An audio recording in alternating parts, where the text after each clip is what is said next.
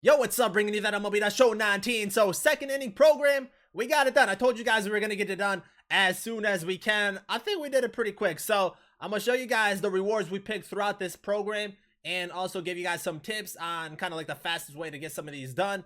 Obviously, I did it pretty quick, in a couple days, but for most people, it'll take at least a week, at least a week or a couple weeks. But let's just get right into it. So I did the recordings like when I was opening up the choice packs in kind of like separate videos, so I'll just put them in this one. Let me just show that off real quick. We got 200 points in the program, and we had our diamond choice player pack. So we have either Ken Giles, AJ Pollock, Ryan Zimmerman, or Francisco Liriano. I looked at the prices beforehand, and they're all going pretty good. They're all around like 17. Like 17 is the lowest, and I think the highest was like 24k, and that was Pollock. So that's who I'm gonna end up taking, just because I want the stubs. I want the stubs out of this, and we're just gonna sell him right away. So we have that right there, and because we just like finished the moment, we did hit level 60. So we have our other diamond choice player pack, and this one has a lot of good choices too. We already have Kerry Wood. I actually might sell our Kerry Wood, and I think right now I want to get a starting pitcher. So Felix Hernandez is one choice right there, and the other one is Roy Oswalt, and I think I've heard a lot of good things about him. So I think that's who I'm gonna end up taking, is Oswalt, and just rock with him for a while, see how he really does for us. So that is that choice player pack, and then we got just a random pack, I guess. So we're gonna see what we get, if we get anything out of this, and we do not. So those are just some quick packs right there. And then we have our main pack right here. We got the Ballin' is a Habit pack and the second inning program. So this one I didn't record live because it was super late, but I was just looking at the rewards. Like, we already know what the rewards are. We got the Miggy, we got the Madison Bumgarner, and Vladimir Guerrero. So all three of these cards are really, really good. I think they can all be very useful in your lineup if you actually need a certain player for your team. But my mindset was to get this done as quick as possible and then sell that player and try to get the most stubs back that I could. So I kind of did that. I did sell the player that I ended up getting, but I think I might have undersold him, because when I got the player, it was pretty late at night, and I put him up when I went to bed, and he ended up selling. So I did go with Madison Bumgarner. I felt like he was the player that was selling the most, or the most often, and Cabrera and Vlad, they were pretty expensive. They were going for like 250k or like 200k, but they weren't selling as often. And then in our Ballin' is a Habit pack, I did get a diamond player. I was pretty stoked about this. I did get a diamond player. For someone that like never gets diamonds in our packs, we finally hit one. This is, I think, our 4th diamond of the year. So we got 1,444 strikeouts, 3.14 ERA. I thought this was Scherzer. I was getting stoked up for a second, and then it ends up being Strasburg, which is not bad. It's only our second live series player that we have. It's a pitcher. The other one being Blake Snell, who just turned into a diamond. So I'll take Strasburg. I'm not disappointed because it's a free diamond pretty much, but I definitely would have preferred Scherzer or a hitter. But it doesn't matter. It's a diamond. We'll take the diamond. We're happy with that diamond. So those were our packs right there. We got the Ballin' is a Habit. We got Strasburg in it, and then our boss choice pack, we ended up taking Madison Bumgarner. And then I have the creative player shortstop pack, which I don't know what I want to do with that yet. That's the final one there. Probably deal with that a little bit later. But like, this was the market when I got into it. He was only at 168, and I kind of panicked. This is where I panicked. So I just listed it up for 189,500, and that's what he ended up selling for. So I got my stubs. I got 170k stubs out of that. That's a pretty good overhaul, because I'm pretty sure I can buy all three of these players for under 100k when the program ends up ending. So that's the program. Those were our packs. And like I said, I feel like we made the right choice, but like Mad Bum right now is at like 200 or so k. So we might have lost a little stubs, at least like 20 to 40, but still, like, I'm happy getting 170k out of that. I'm pretty happy with that. That's how you do no money spent. That's no money spent 101. You got to grind when new stuff comes out to try getting the most you can from stubs. And that's exactly what we did. For being no money spent, I think we got a good overhaul right there, getting 170k. But the actual program itself, so some tips getting it done. It is pretty simple. You got the 10 online games. I actually played Battle Royale. Like, I never played Battle Royale, but it was the quickest way to get it done if you can win. If not, you can do ranked seasons. I think I did like 3 or 4 ranked season games and then some Battle Royale games. So that's what I ended up doing. That's a plus 30.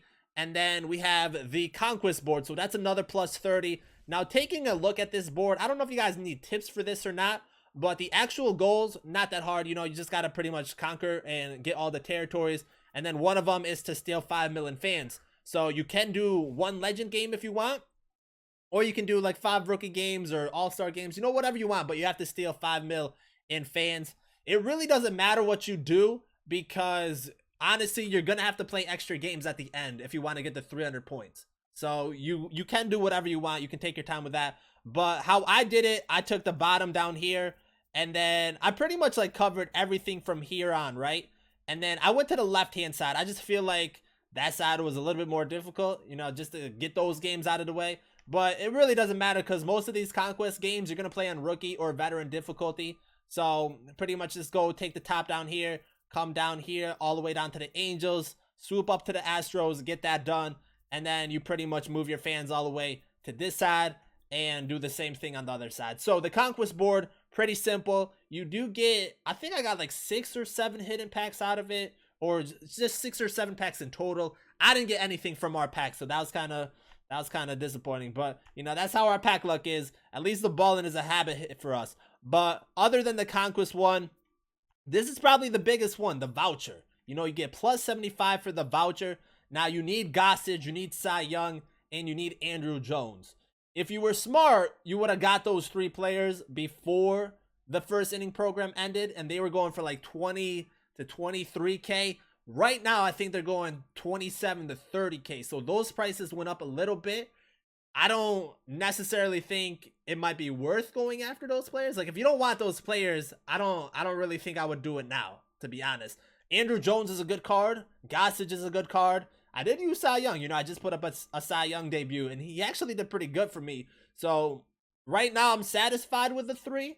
But I don't really know that much about like Cy Young yet to say if he's worth having on your team or not. Still, they're 3 solid players. And if you want the plus 75, that's the quickest way to get this done right now, is to have that plus 75. If not, it's going to take you probably a whole nother week or maybe even 2 weeks without that plus 75. And then we got the moments. The moments, they were pretty simple, I think. You know, I don't think I really struggled with any of the moments. I think I did them, you know, fairly quick. Honestly, the one that took the longest for me might have been getting a home run with Mickey. As crazy as that sounds, I think that was the only one that took me like a good amount of tries to do. But I think, I don't remember, to be honest, but I think like most of these we got done fairly quickly. So the moments weren't that bad, and those add up to 67 program points, I believe.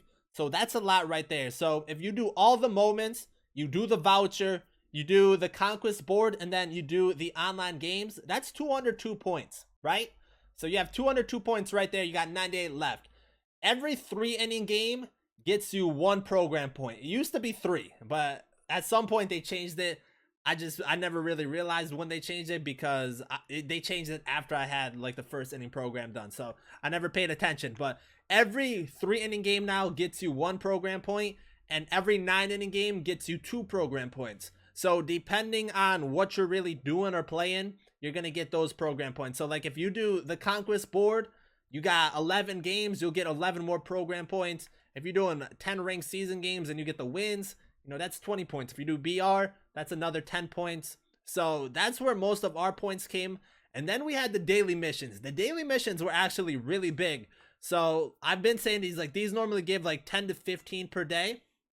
And I had mine kind of stacked up. So if you don't do your daily missions, like I think they stack up a day, right?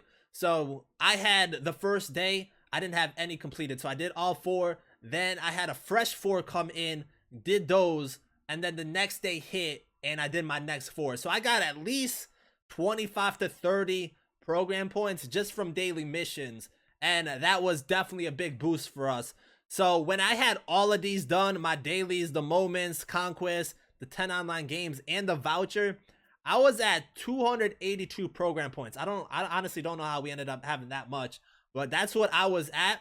And the last 18, that's where you kind of have to grind it out. And I think I played the last 9 or 8 games versus the CPU just to get like 2 program points per game. So I played 9 inning games. The reason I didn't do Conquest is because although those are 3 inning games, the time you have to spend to like sim the board and get to the next game, I just felt like doing a 9 inning game would be much quicker. So play versus CPU, I'll just show you guys real quick. Like if you don't know where to play versus the CPU, in extended play versus CPU. So I would just be the home team, play the Orioles, score like 2-3 runs in the first inning, and then bunt the rest of the game. So that was the method to get by that and get our last 18 program points. So that kind of took a while. You know, it took like 2-3 hours to finish that part off, something like that. I don't really know. Like I was like watching TV while doing this, so it went by quick, but it still was kind of a little struggle. So that's pretty much how I did it.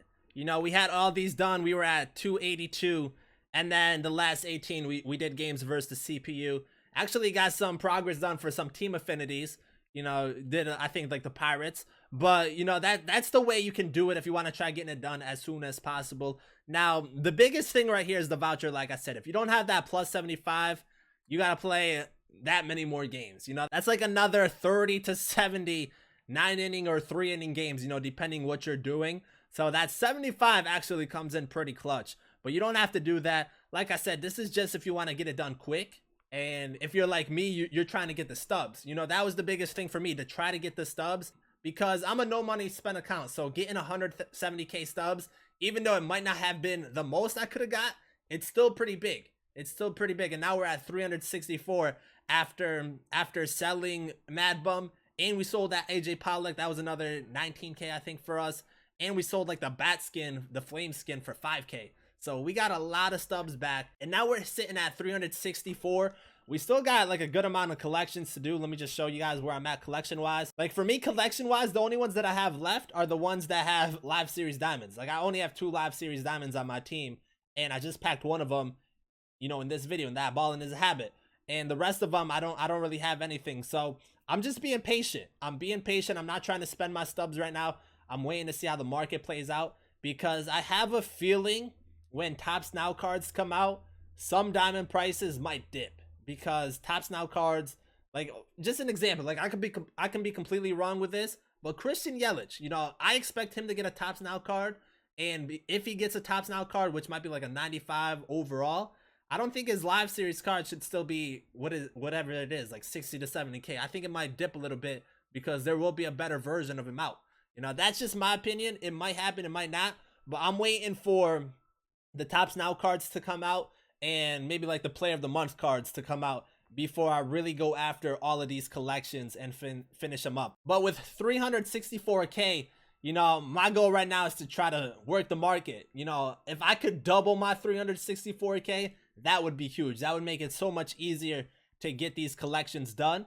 And, you know, we can have some extra stubs to do more player debuts, try out new players and all that stuff. So that's kind of my goal right now, to figure out a way to make my 364 into like 1 million. You know, if we can work the market and do that, that would be pretty huge. And we might just invest in some players, you know, because investing definitely helps. I have an idea of players to invest, so I think that's what we might end up doing. But that's pretty much it. So if you complete all of these program missions, you'll get a good amount of program points, obviously. And then whatever you have left over, if you're trying to get it done quick, you want to play versus the CPU and just bunt your way. If not, you can play normally, play online ranked seasons, BR, you know, work on your ranked seasons, whatever rating you are, you know, do your BR runs or events. You know, events, there's supposed to be one coming out for this next week. So events will be a great way to get the 10 online wins if you don't have that already. But that's the way to do it. You know, if you guys have any questions, let me know down below in the comments. Also, if you're making that pick, let me know who you're going to end up taking. If you're going for the stubs or actually going to keep that player. You know, let me know what you guys are planning on doing. Thank you guys for watching, and I'm out.